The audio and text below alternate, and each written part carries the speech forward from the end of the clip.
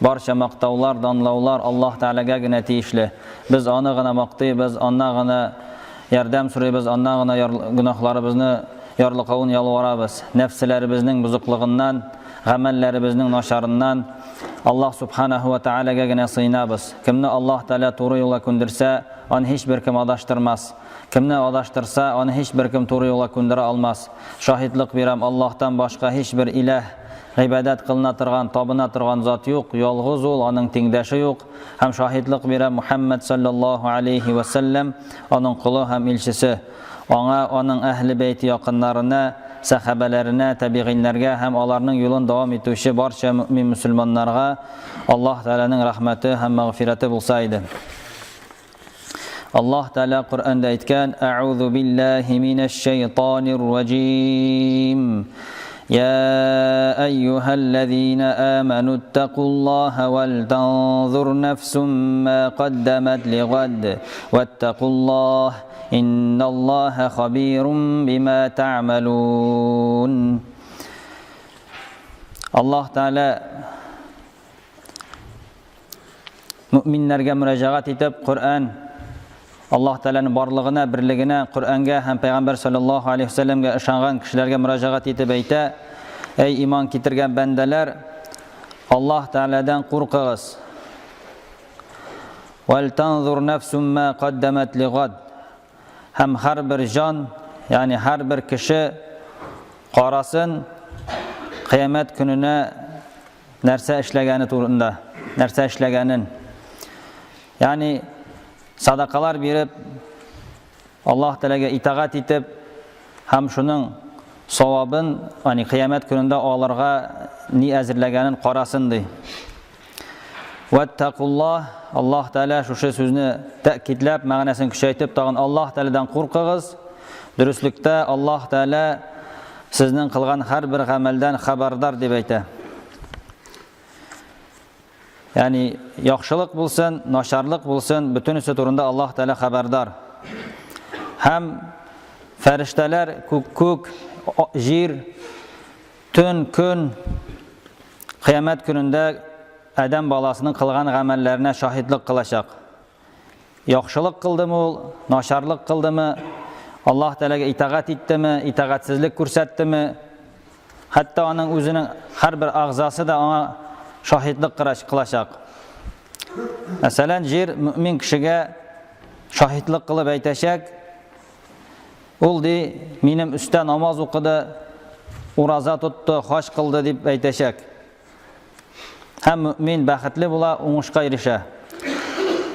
Kafir kishiga yer shahodat qilashaq, ul de menim usta shirk qildi, zina qildi, xamir ichdi, haram oshadi deb ul kishiga qarshi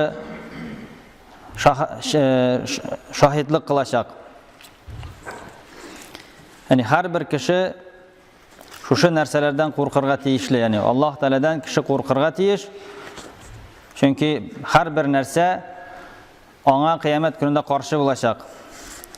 Allah Teala Kur'an'da aytgan: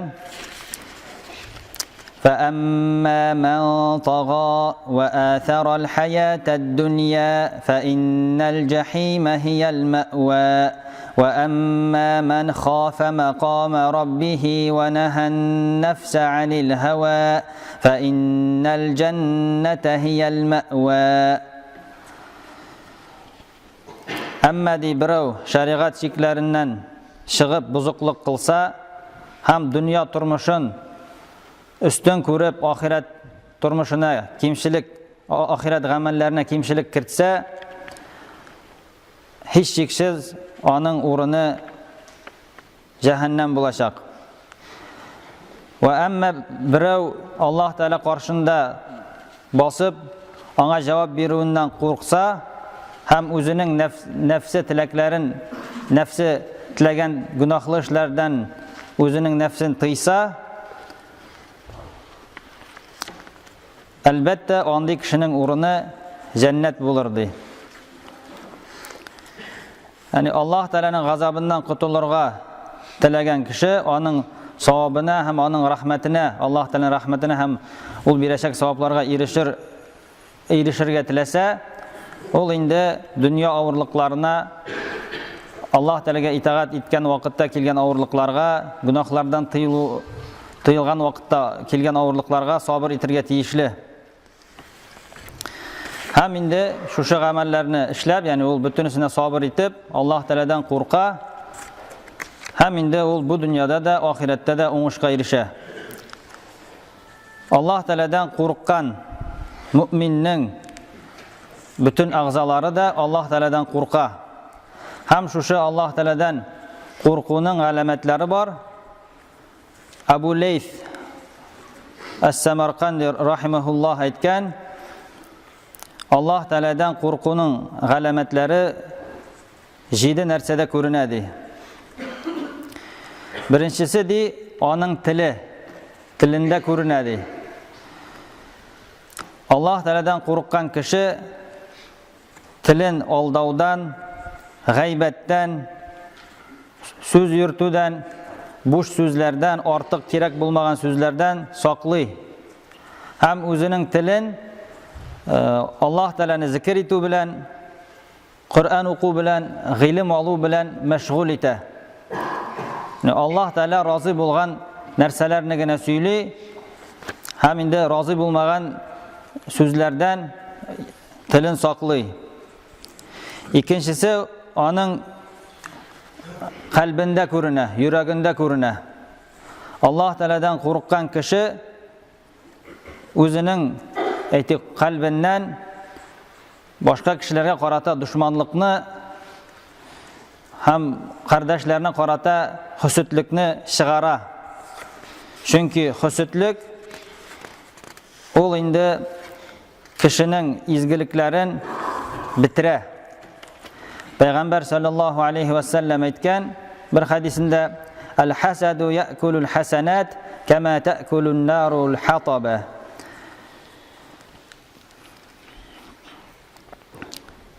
Хөсетлек ди, ул ди изгелекләрне ашый. Ничек утынны ашаган кебек, хөсетлек тә изге гамәлләрне аша битерә ди. Һәм шуңа күрә дә кеше шушы хөсетлектән үзен даваларга тиешле. Чөнки хөсетлек ул инде йөрәкнең иң зур авыруларыннан. Һәм инде аның давалау юлы инде ул гыйлем һәм гамәл. Гыйлем алып, шуның белән гамәл кылып, инде хөсетлекне күңеленнән чыгара. Һәм өченчесе, ул үзенең карашын харамнардан саклый. Аллаһ Тәгаләдән курыккан кеше харам нәрсәләргә карамый,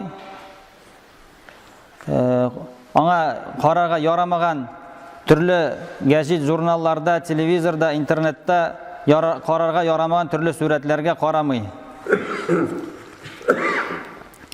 Чөнки Пәйгамбәр саллаллаһу алейхи ва саллям бер хадисендә әйткән, кемди күзен харам белән тутырса, Аллаһ Тәгалә кыямәт көнендә аның күзен ут белән тутыра дигән. Шуңа күрә Аллаһ Тәгаләдән курыккан кеше күзен харам нәрсәләрдән, карарга ярамый торган нәрсәләрдән саклый. Һәм дүртенчесе, аның эчендә ул үзенең эченә бер нинди дә харам исемлек тә, ризык та кертми. Чөнки харам ризык ул инде зур гунах, харам ризыкны ашау ул зур гунах. Һәм бишенчесе, ул үзенең кулы белән, кулында күренә, инде ул кулы харам нәрсәгә сузмый, кешеләрне рәнҗетергә кулын сузмый, инде кулын Аллаһ Тәгаләгә итагать итүдә генә куллана. Һәм алтынчысы, ул аның аягында, ул үзенең аягы белән Аллаһ Тәгаләгә итагатьсезлек күрсәтә торган гамәлләр дә кулланмый. Төрле харам булган мәҗлесләргә бармый. Инде Аллаһ Тәгалә риза булган итагать итә торган гамәлләргә, изге гамәлләргә генә үзенең аякларын куллана. Һәм җиденчесе, шуларның бөтенесендә асылы ул инде менә шушы бөтен итагать итүе инде ул Аллаһ Тәгалә ризалыгы өчен булырга тиеш. Яни ихлас күңелдән Аллаһ Тәгаләдән әҗер савап өмет итеп, аның рәхмәтенә өметләнеп, ул инде шушы бөтен нәрсәләрне эшләргә тиеш, ягъни ихласлык булырга тиеш. Әгәр кеше шулай эшли икән инде, ул инде Аллаһ Тәгаләдән куркучы була, тақва була, һәм инде Аллаһ Тәгалә тақва мөминнәргә бик күп ниғмәтләр әзерләгән. Бу дөньяда да, ахирәттә дә. Әгәр кеше тақва була икән, Аллаһ Тәгалә аңа бу дөньяда нинди генә авырлык булса да, аңа чыгу юлын бирә. Һәм шулай ук ахирәттә бик күп ниғмәтләр әзерләгән. Аллаһ Тәгалә инде барчаларыбызга да аның тақвалы, ихласлы бәндәләрдән булырга насыйп әйләсә иде, кирәкле файдалы гыйлем алып, шушы гыйлемнәр белән гамәл кылырга насыйп әйләсә иде. Баракаллаху лана ва лакум фил Qur'анил азим ва нафa'на ва iyyakum bil ayati ваз зикрил хаким иннаху хувас сами'уд дуа.